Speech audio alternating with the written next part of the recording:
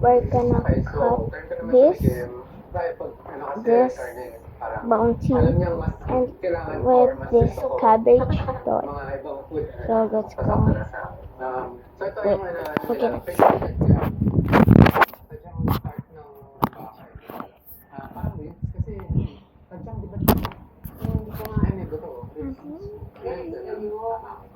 So, ayan, no?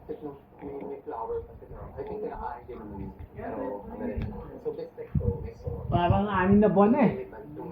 Kaya sobrang dumi na eh. Oh, crispy. Ah. Jam.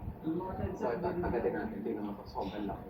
Pero I hope malambot. Kasi na nag-breaking. Yung sabihin para sa lechon eh. Hindi natin yung bulaklak.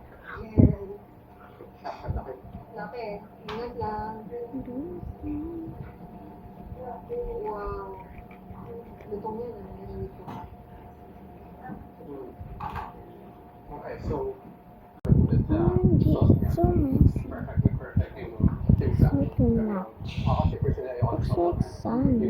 Hindi na. Okay. So we're gonna use a plate. Easier. siyempre may protein to ng malaking dagdag na sarap niya. Kasi yung sarap nila naman sa taste, diba? Pati texture, smell, sight, ang itsura ng kung ano siya eh. Parang kailangan complete experience para masabi mo masarap. So, hindi lang basta sa lasa. So, ito ang gusto ko kasi crunchy, tender yung meat inside. Tapos yun nga yung sauce. Tapos may mga fried onions ka. Sugar. Let's just take a little sugar. Don't know if it's sugar or salt. Wow. Dami pala niyang laman, ano? Wow. Ay, Na-enjoy. mahaba ba yan? Opo, sir, mahaba. Ano may camera? Ay, sige, okay na. Sir, iigib lang ito sa likod, sir. Ah, sige na. Arote. Nag-video ako. Yes. Wow.